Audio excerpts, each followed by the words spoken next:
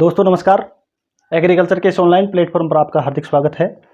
और आज हम स्टूडेंट्स के काफ़ी सारे डाउट्स जो एग्रीकल्चर सुपरवाइजर वैकेंसी 2025 से रिलेटेड हैं उनको सोल्व करेंगे।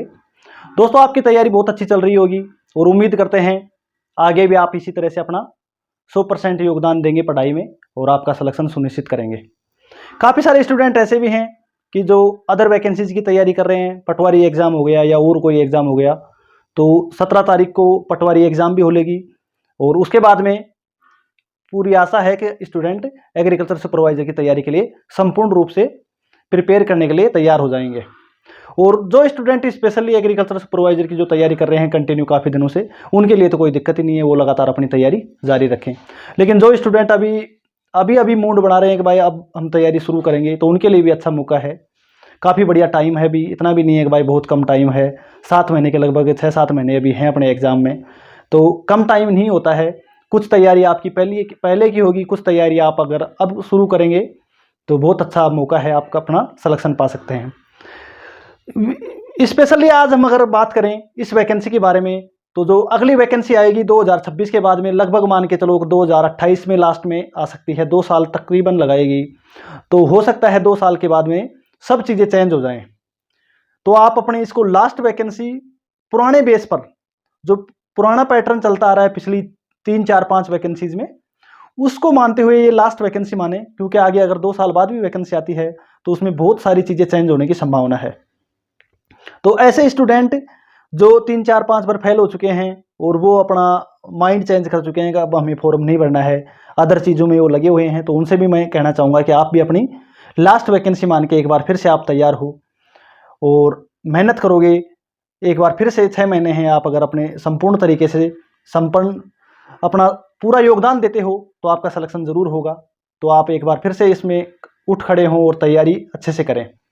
दोस्तों आज का जो हमारा वीडियो है वो रहेगा स्पेशली जन्मतिथि को लेके, कि जो 1/1/2026 है उसको 18 साल आपकी उम्र हो जानी चाहिए। तो आपकी कितनी डेट ऑफ बर्थ है तो जो फॉर्म आप अप्लाई कर सकते हो। मैक्सिमम एज 40 साल है, तो उससे तो कोई ज़्यादा दिक्कत वाली बात नहीं है। प्रमोशन की बात करेंगे कि आप एग्रीकल्चर सुपरवाइजर बन गए, आप 12th पास हैं तो आपके प्रमोशन WO में किस हिसाब से होगा। आप अगर BSc पास हैं एग्रीकल्चर से तो आपका प्रमोशन किस हिसाब से होगा, कितने दिनों में होगा, उसके बारे में चर्चा करेंगे। तीसरी बात करेंगे फॉर्म भरने के लिए क्या क्या आपको डॉक्यूमेंट्स चाहिए, क्योंकि अभी जो फॉर्म भरने की डेट है वो बहुत जल्द आने वाली है। फिर आपको जल्दबाजी में आपको कौन कौन से फॉर्म भरने के लिए डॉक्यूमेंट्स तैयार करने हैं, इसके बारे में भी चर्चा करेंगे। और फिर बात करेंगे क्या परीक्षा 8 मार्च को ही होगी, क्योंकि जो अपनी परीक्षा है 8 मार्च 2026 को बहुत दिन पहले ही फिक्स हो चुकी थी। तो क्या नियत समय पे ही परीक्षा होगी, उसके बारे में थोड़ी चर्चा करेंगे। फिर बात करेंगे कितने फॉर्म भरे जाएंगे और कब से फॉर्म स्टार्ट होंगे, इसके बारे में चर्चा करेंगे।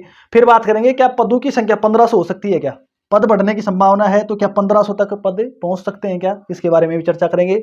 और फिर लास्ट का जो टॉपिक है ये भी बहुत इंपॉर्टेंट है कि प्रोबेशन पीरियड में अगर आप दूसरी अदर जॉब में लग जाते हो तो RSR के जो रूल्स हैं, राजस्थान सर्विस रूल्स, उनके अकॉर्डिंग आपके कौन से रूल लागू होंगे और किस हिसाब से आपको बेनिफिट्स मिलेंगे। तो इन सब बातों के बारे में सभी टॉपिक्स की चर्चा करेंगे। तो वीडियो पे जो भी स्टूडेंट है, चैनल पर पहली बार जिन्होंने विजिट किया है तो चैनल को सब्सक्राइब करेंगे, वीडियो को लाइक और शेयर करेंगे।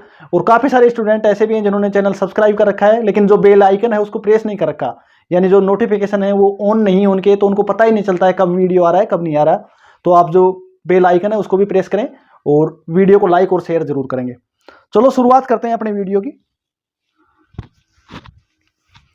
पहला टॉपिक है हमारा जन्मतिथि को लेकर। दोस्तों एग्रीकल्चर सुपरवाइजर का जो शॉर्ट नोटिफिकेशन आया है उसमें आया है कि 1/1/2026 को आपकी उम्र 18 वर्ष हो जानी चाहिए। मिनिमम एज 18 साल, मैक्सिमम एज है वो है 40 वर्ष। 40 वर्ष तो इसमें तो कोई ज़्यादा इश्यू होता नहीं है, मिनिमम एज को लेकर इश्यू है। ऐसे स्टूडेंट जो 12th में हैं अभी और 18 साल उनकी उम्र हो गई तो वो फॉर्म नहीं भर सकते। जो 12th में हैं अभी और जिनकी उम्र चाहे 18 वर्ष हो गई हो लेकिन वो फॉर्म अप्लाई नहीं कर सकते, क्योंकि आप 12th पास ही नहीं हो एग्रीकल्चर से, तो आपका तो कोई वो ही नहीं है कि भाई आप फॉर्म भर सकते हैं, बिल्कुल भी नहीं भर सकते। दूसरी बात करें कि 1/1/2026 को 18 साल, यानी लगभग आप मानो 31/12/2007, जिसकी जन्म तिथि 31/12/2007 है वो फॉर्म भर सकता है इसमें। इससे अगर एक दिन भी कम है आपका, अगर आपका 30/12 भी है,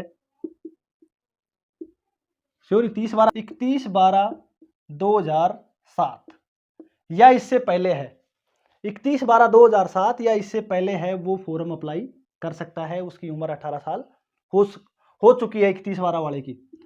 तो ये डेट ऑफ बर्थ आप ध्यान रखिए, अगर आपकी 31/12/2007 या इससे पहले की डेट ऑफ बर्थ है तो आप फॉर्म भर सकते हो। मैक्सिमम एज को लेकर 40 साल है, तो उसमें कोई ज़्यादा इश्यू नहीं है। तो ये आपकी जन्म तिथि को लेकर क्लियर हो गया। 12वीं पास स्टूडेंटों के लिए मैंने बता ही दिया कि अगर आप 12वीं में अध्ययनरत हैं, जो स्टूडेंट 12th में अध्ययनरत है और चाहे उसकी उम्र 18 प्लस हो चुकी हो, तो वो फॉर्म फिल नहीं कर सकता। इसका आप विशेष ध्यान रखें। अब बात करते हैं अपने नेक्स्ट टॉपिक की, और नेक्स्ट टॉपिक है हमारा AAO में प्रमोशन। अगर आप एग्रीकल्चर सुपरवाइजर बन जाते हैं तो आपका जो प्रमोशन है AAO में वो किस हिसाब से होगा, उसके बारे में चर्चा करेंगे। एक तरफ है 12th पास एग्रीकल्चर सुपरवाइजर और एक तरफ है BSc एग्रीकल्चर से एग्रीकल्चर सुपरवाइजर। अब जो प्रमोशन है उसके लिए निर्धारित कर रखा है कम से कम 5 साल, मिनिमम 5 साल आप एग्रीकल्चर सुपरवाइजर हो, 5 साल आप एग्रीकल्चर सुपरवाइजर के पद पर कार्यरत हो।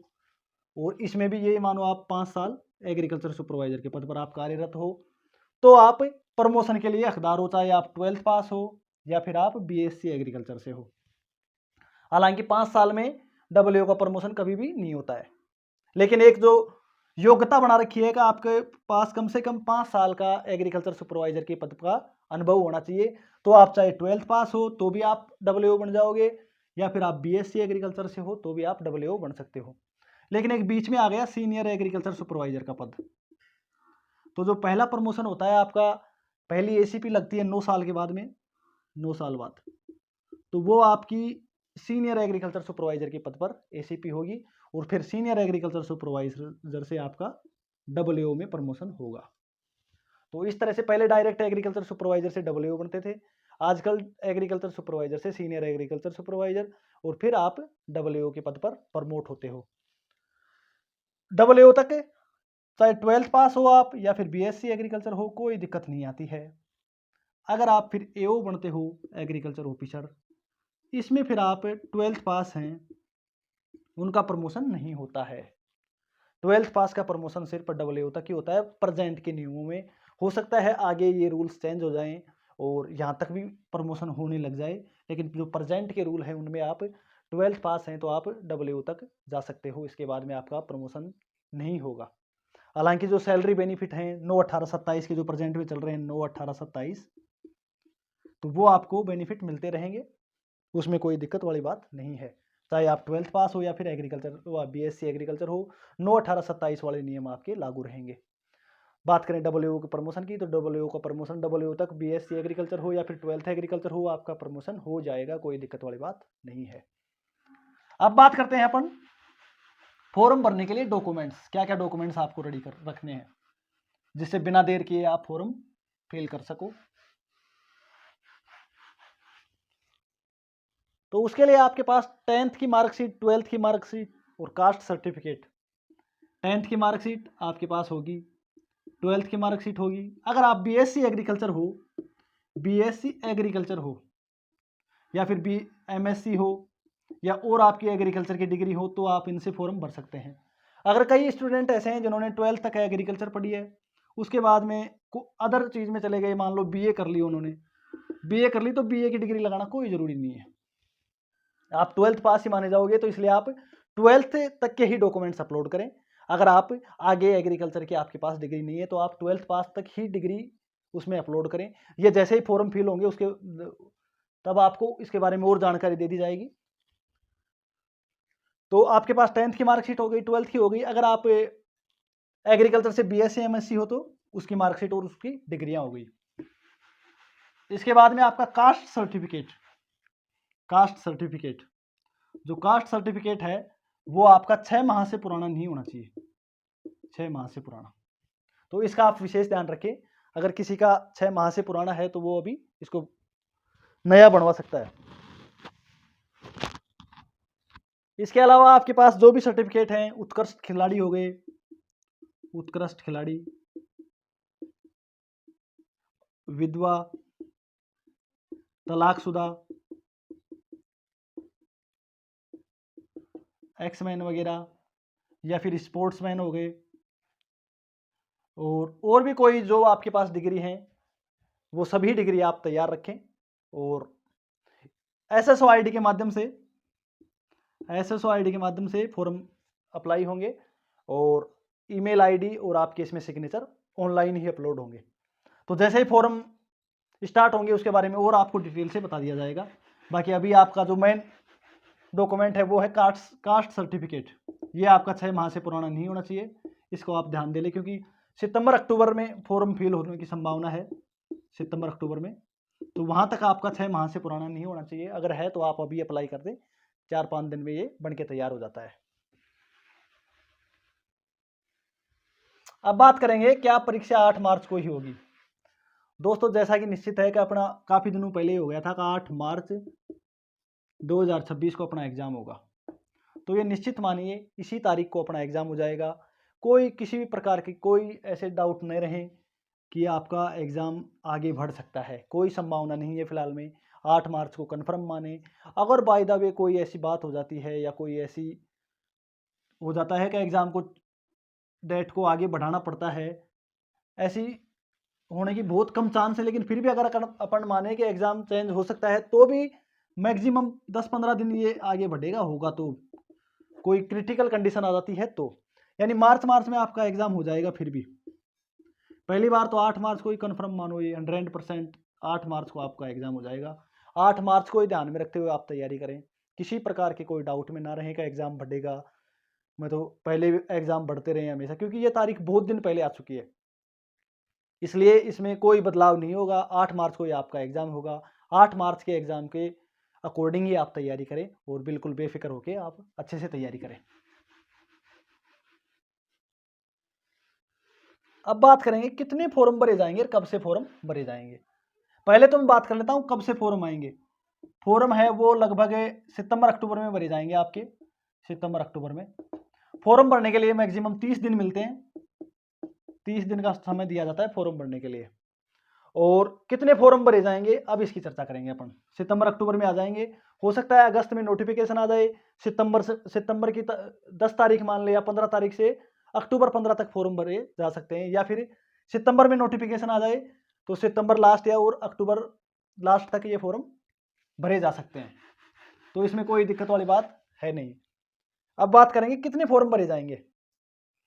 बात करेंगे वैकेंसी 2021 की और वैकेंसी 2023 की, और ये है अपनी वैकेंसी 2025 की। 2021 में लगभग फॉर्म भरे गए थे 1,60,000, और 2023 में जो फॉर्म भरे गए थे वो थे 1,78,000। इस हिसाब से अगर अपन देखें तो इस वैकेंसीज में 2 लाख फॉर्म भरने की पूरी संभावना है। 2 लाख फॉर्म भरना यानी कंपटीशन कम नहीं रहेगा, काफ़ी टफ कंपटीशन है।